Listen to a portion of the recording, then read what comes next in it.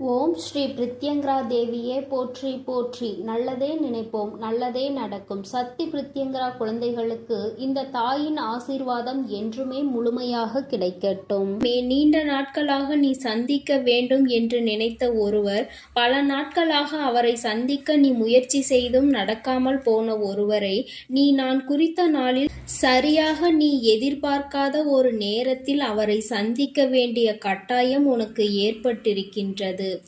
எத்தனையோ நாட்களுக்கு முன்பு பார்த்த ஒருவரை மீண்டும் பார்க்கும் பொழுது உன்னுடைய மனதிற்குள் மகிழ்ச்சி வெள்ளம் பெருகத்தான் போகின்றது. என் பிள்ளையே, நீ சந்தோஷத்தில் நிச்சயமாக மூழ்கத்தான் போகின்றாய். எதிர்பாராத நிகழ்வுகளை எல்லாம் உன் வாழ்க்கையில் நடத்தி காட்டுபவள்தானே இந்த தாயானவள். அப்படி இருக்கும் பொழுது உனக்கான இந்த நாளையும் நான் குறித்து விட்டேன். உன் வாழ்க்கையில் நீ பல நாட்களாக எதிர்பார்த்து நின்ற விஷயத்தை தான் உனக்கு நடத்தி கொடுக்க போகின்றேன். நான் இதை உனக்கு நடத்தி கொடுப்பதற்கு ஒரு காரணம் இருக்கிறது. என் குழந்தையே, நம்முடைய மனதிற்குள் எத்தனை வேதனைகள் இருந்தாலும் நமக்கு பிடித்த ஒருவரை சந்திக்கும் பொழுது அவர்களிடத்தில் நம் மனதில் இருக்கின்ற அத்தனை கஷ்டங்களையும் கொட்டி தீர்க்கும் பொழுது உன்னுடைய மனதில் இருக்கின்ற அத்தனை பாரங்களும் இறங்கிவிடும் அல்லவா?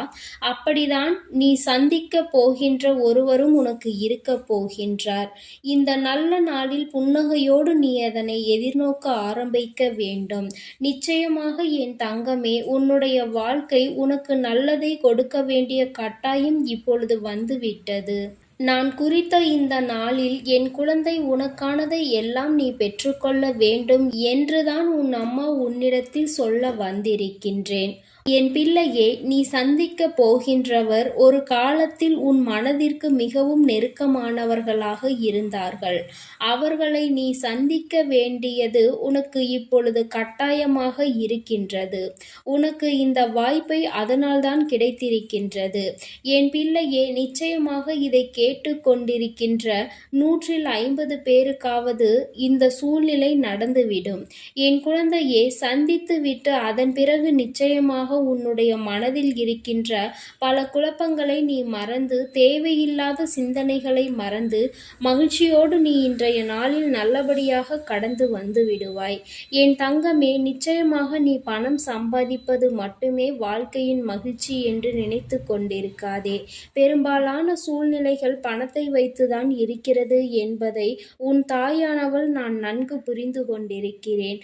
ஆனால் பணத்திற்காக மட்டுமே ஓடிக்கொண்டு, பணத்தை மட்டுமே தேடிக்கொண்டு வாழ்க்கையில் இது போன்ற சில நட்புகளும் உறவுகளும் இல்லாமல் நீ வாழ்ந்து விடாதே. என் தங்கமே, என்னதான் பணம் உனக்கு தேவைப்பட்டாலும், உன்னுடைய இல்லத்தில் இருந்தாலும் சில உறவுகளினுடைய அன்பையும் நீ தேக்கி வைத்திருக்க வேண்டும். உன் மீது உண்மையான அன்பு வைத்த உறவுதான் உன்னை தேடி வருவதாக நான் சொல்கின்றேன். என் தங்கமே, காரணம் இல்லாமல் நான் உன்னிடத்தில் எதையும் கொண்டு வந்து சேர்ப்பது கிடையாது. அம்மா திடீரென்று எதிர்பாராத ஒருவரை சந்திப்பாய் என்று சொல்கின்றாளே, இது என்ன வேடிக்கையாக இருக்கிறது என்று நீ நினைப்பாய். ஆனால் நிச்சயமாக அது உனக்கு வேடிக்கை காட்டத்தான் போகின்றது என்பதை நீ மறந்து விடாதே. இங்கே உறவுகள் எல்லாம் பணம் இருந்தால் உன்னை நல்லபடியாக உபசரிப்பார்கள், இல்லை என்றால் உன்னை அவமானப்படுத்தி விடுவார்கள். இதுதான் இன்றைய காலத்தில் நடந்து கொண்டிருக்கின்றது என்பதையும் நான் நன்கு உணர்வேன். ஆனால் உண்மையாகவே நான் சொல்கின்ற இவர் பணத்திற்காக உன்னிடம் பேசியதில்லை. பணம் வேண்டும் என்று ஒரு நாளும் உன்னிடத்தில் கேட்டதில்லை. பணம் மட்டுமே முக்கியம் என்று ஒரு நாளும் சொன்னது இல்லை. பணம் இருக்கின்றதோ இல்லையோ, உன்னோடு உன் தோள் மீது கை போட்டு அன்று உனக்கு எத்தனை ஆறுதலாக இருந்தார்களோ அதே ஆறுதலை உனக்கு இப்பொழுது கொடுக்கக்கூடிய ஒரு உறவுதான் என் பிள்ளையே உன்னை தேடி வரப்போகின்றது. யதார்த்தத்தை புரிந்து கொள்ளாத வரை வாழ்க்கையில் எதுவுமே யாருக்கும் புரிய போவது கிடையாது. உண்மையாக ஒருவர் உன்னை புரிந்து கொண்டார்கள் என்றால் வாழ்க்கையினுடைய யதார்த்தம் என்னவென்பதை தெரிந்து அவர்கள் நடக்க வேண்டும். எல்லோருக்கும் இங்கு நாம் பார்க்கின்ற கண்ணோட்டத்தை பொறுத்தது எல்லாமே மாறுபடும். பிடித்தவர்கள் தவறு செய்தால் அதை நாம் பெரிதாக எடுத்துக்கொள்வதில்லை.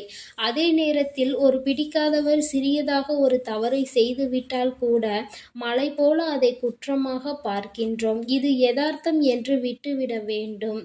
எப்பொழுது இதுவெல்லாம் புரிகின்றதோ அப்பொழுது இந்த வாழ்க்கையில் உனக்கே ஒரு நல்ல தெளிவு கிடைத்துவிடும்.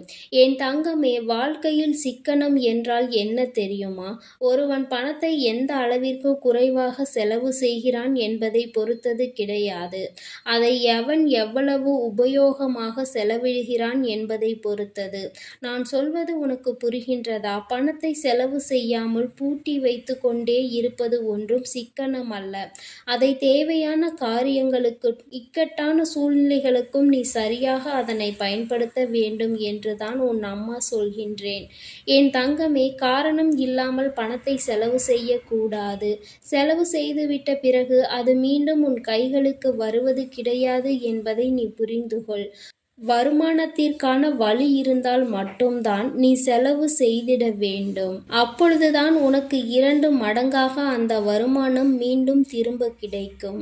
என் தங்கமே, எப்பொழுதுமே நான் சொல்கின்ற இந்த நேர்மையான வார்த்தைகளை நீ எப்பொழுதும் சொல்லிக்கொண்டே இரு.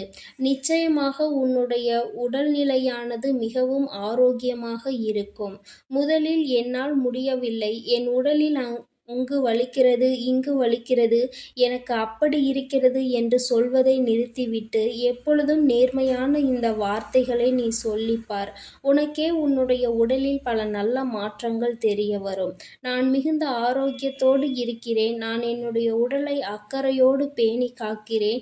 நான் உடற்பயிற்சியை விரும்பி செய்து கொண்டிருக்கிறேன். நான் நல்ல ஆரோக்கியமான உணவை மட்டுமே எடுத்து கொண்டுள்ளேன். உடல் உறுப்புகள் எல்லாம் சீராக தான் இருக்கிறது. உடல் எடையை பராமரித்து கொண்டிருக்கிறேன். என் உடல் உறுப்புகள் எனக்கு காட்டும் அறிகுறிகளை எல்லாம் நான் உற்று நோக்கி கவனிக்கிறேன். ஆரோக்கியமாக இருப்பது எனக்கு மிகவும் எளியது. என்னுடைய உடல்நிலை என்னுடைய கட்டுப்பாட்டில் இருக்கிறது. ஒவ்வொரு நாளும் நான் என்னுடைய ஆரோக்கியத்தை மேம்படுத்தி கொண்டே இருக்கிறேன். என்னுடைய நல்ல உடல்நிலைக்கு உதவுகின்ற இந்த இயற்கைக்கு மிக நன்றி என்று என் குழந்தை மனதிற்குள் நேர்மையான வார்த்தைகளினால் உன்னை எப்பொழுதுமே நீ தைரியப்படுத்தி கொண்டிருக்க வேண்டும்.